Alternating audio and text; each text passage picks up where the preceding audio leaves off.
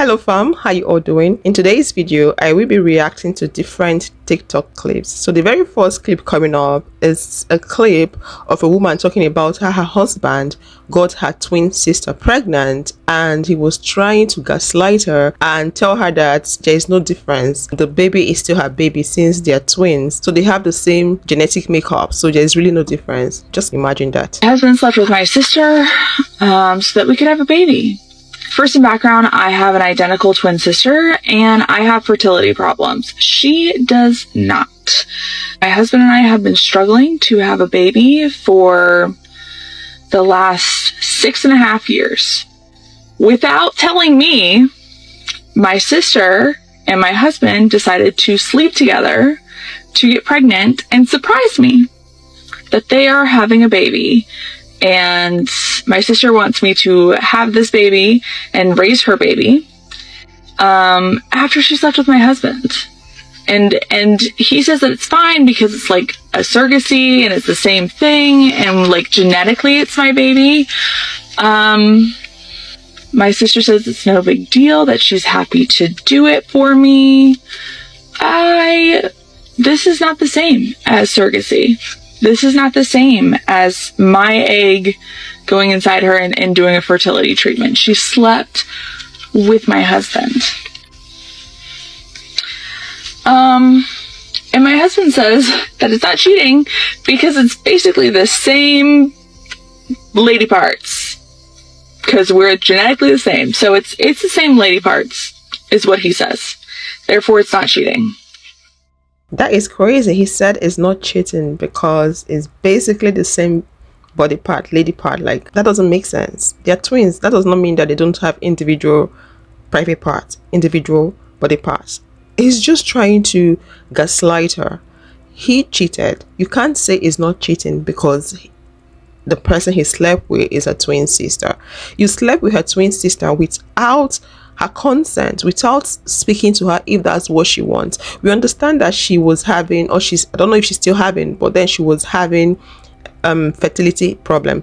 But that doesn't give you the right to go ahead cheating on her with her sister. So he's trying to turn everything around and make her feel bad and paint himself the good person. He's just making it seem as though he's trying to help her and she's not being grateful. Really? That man is evil. He cheated on you. There is no surrogacy whatsoever because you guys did not discuss it. He cheated on you and he has to be remorseful. He has to admit it. And I think that wasn't the first time. That's what I think. I don't think that was the first time he slept with your sister. It could be something he's been doing since. And then she's saying her sister and the husband planned to surprise her with a baby. Like, what are they thinking? That's wrong. It is cheating. Don't let him gaslight you.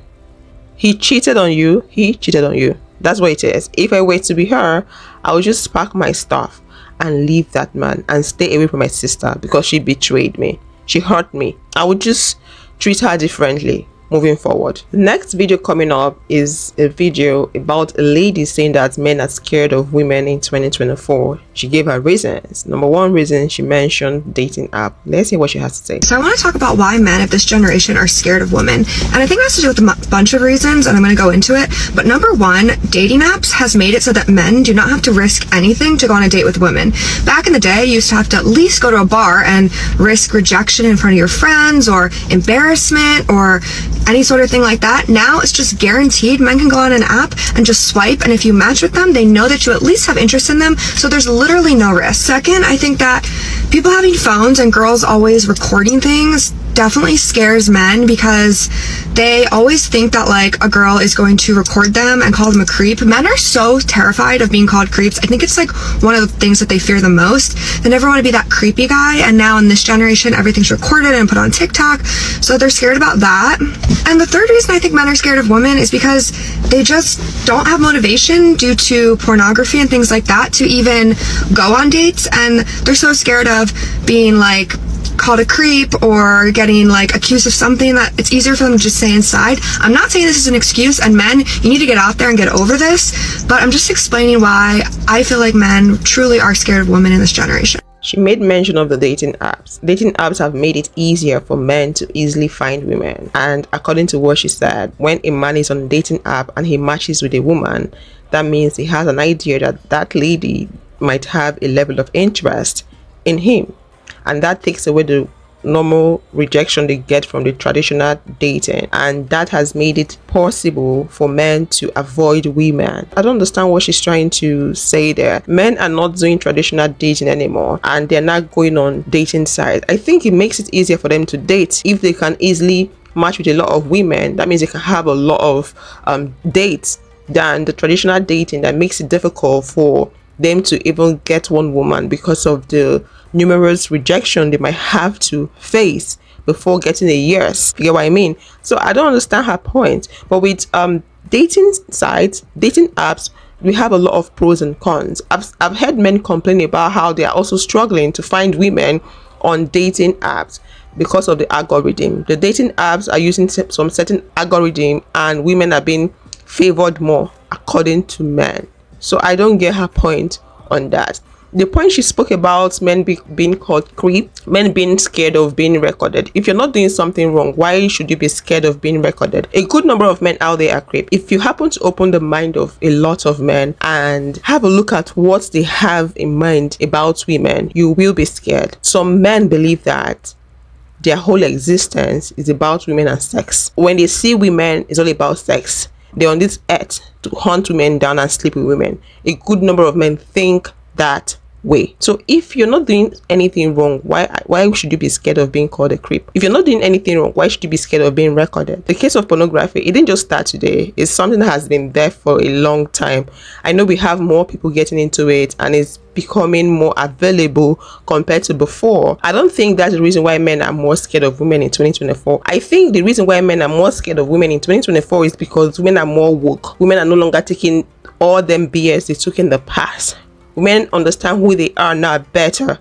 Women are having standards. Women are not ready to stoop low how they did in the past, how our parents did. Women are speaking up. Women are choosing better, and by choosing better, they are choosing themselves over every other thing. Women are focusing on themselves and their personal growth. They're raising their standards so high. The bar is so high for a lot of men, especially those men that are not willing to make changes. So I guess that's the reason why a lot of men are scared of women in 2024, because it's not a struggle. It's not as easy as it used to be in the past for them to get women. These are my own reasons. Please let me know your thoughts in the comment section. The next story coming up is a crazy family story. So this woman came online to ask for help. According to her story, she is a virgin and her husband-to-be is also a virgin. So her husband-to-be had told her that she will need to allow his father and uncle check her virginity a night before the wedding. And that's where the problem is. Let's hear her out. You're literally not going to believe this, but my fiance wants his dad to check my hymen before we get married. My fiance proposed about 8 months ago, and everything seemed to be going really, really well. I'm a virgin, and so is he. And he said that he wanted to wait until marriage, which I didn't put up a fuss. I was like, it's fine. We can just do that. I'm okay with that. He told me earlier that in his family, the father always checks the virginity of the bride the night before. And I thought he was joking. I thought it was a massive joke, but he was dead serious. Looked me in my face, dead serious. He said that the night before the wedding, he wants me to my legs for his father, himself, his brother, and their uncle. I told him there's a fat chance that that's not going to happen, and he was begging me to go forward with this.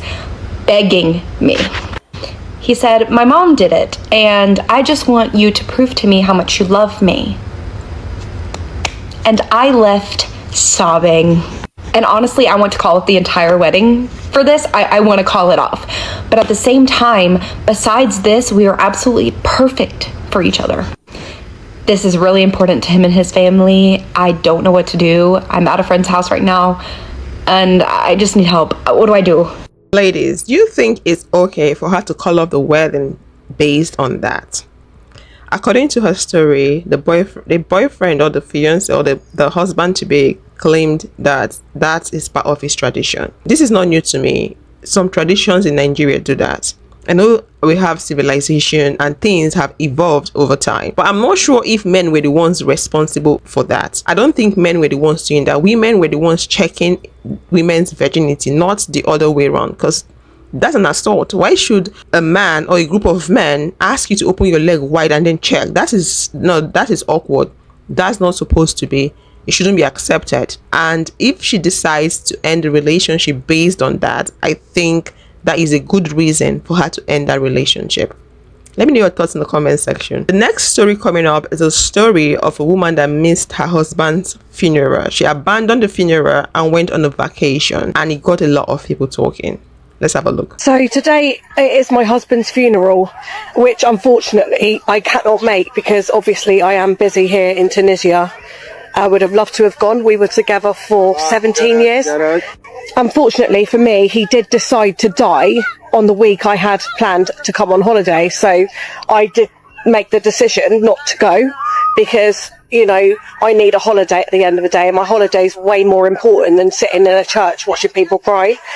I would love to give him a good send off, so I'm going to get absolutely drunk tonight with this new guy that I met, and I'm going to raise a glass for you, Jeremy, because you were an amazing husband, very rich. I can't wait to do the will reading when I'm home.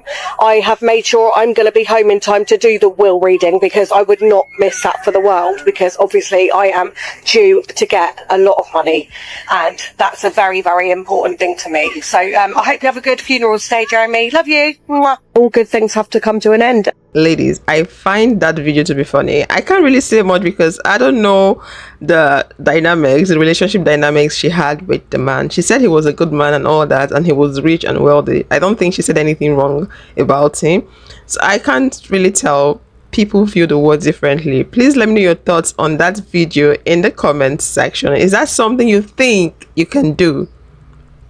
Can you do something like that? Let me know your thoughts in the comment section. The next story. I got broken up with because I posted this video on my story.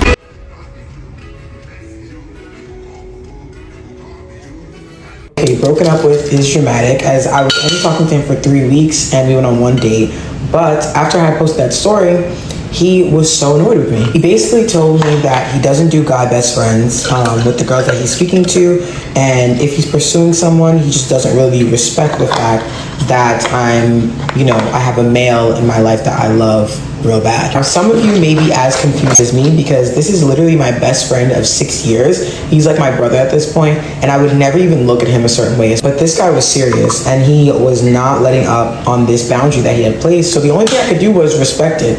I explained to him what the situation was, that it was not like that, but he wasn't hearing it, so he cut me off. So now I'm just sitting here like, damn, was it really that deep? So ladies, what are your thoughts on that? Did you see the caption? She said she loves him so bad. At this point, I'm not going to blame the man that left her for leaving her. Because for me, I don't believe in that male best friend thing, female best friend thing when you're in a relationship or you're married. For me, it's disrespectful. It means you lack boundaries. I'm not saying that you should cut off people you've known for a long time because you just met someone. No, you should have boundaries. Boundaries. That is what is called boundaries. You should be able to differentiate, demarcate, have compartments for people. This person is my significant other. This person is my spouse.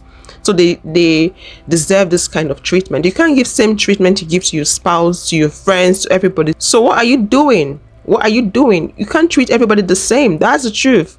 You can't treat everybody the same. You can't go around kissing your best friend and kissing your husband, hugging your best friend, smooshing your best friend and smooshing your husband. Who are you deceiving? This is a topic I've raised before in the past, and I got some women in the comment section saying that nobody's going to tell them to cut off the guy that has been there for them for the longest time. It's not going to happen and all that. So you have to choose between that guy or the next man, the man you want to be in a relationship with. No one is saying you should cut them off. You should have a strict boundary. And you saying that, oh, you don't see him in that way. Do you know how the guy sees you? Do you know how the guy sees you? A lot of guys that have female friends dream of sleeping with their female friends someday, or being in a relationship with them someday. So what stops you from being in a relationship with your friend if you love your friend so bad? I'm not saying you cannot have a casual relationship with a male friend. Is that really possible? I don't know. Do you think that's possible? Can you have a platonic relationship with a male? Is that really possible? I don't know. Although people say it's possible, people are doing it, but deep into it, is that really possible? If you search the hearts of both parties, is it really platonic? Is it really casual? Is one person yearning for more? Is one person looking for more than a friend? Because that's mostly the case when you have things like that. The other person might think, oh, we're just friends, why the other person wants something more. So because of this is not something you will bring into your own relationship or your marriage. You need a clear boundary. I can't kiss you, I can't do some certain things with you because I have a romantic partner, I have a spouse. Because you also need to respect the person you're in a relationship with. Anyways, guys, let me know your thoughts in the comment section. This is all I have to say, and don't forget to like and subscribe if you're yet to do so. Please click this video here to watch how women endanger their life when they are in a toxic relationship with a man, or when they're in a relationship with a toxic man. And I'll see you all in the next one. Bye bye.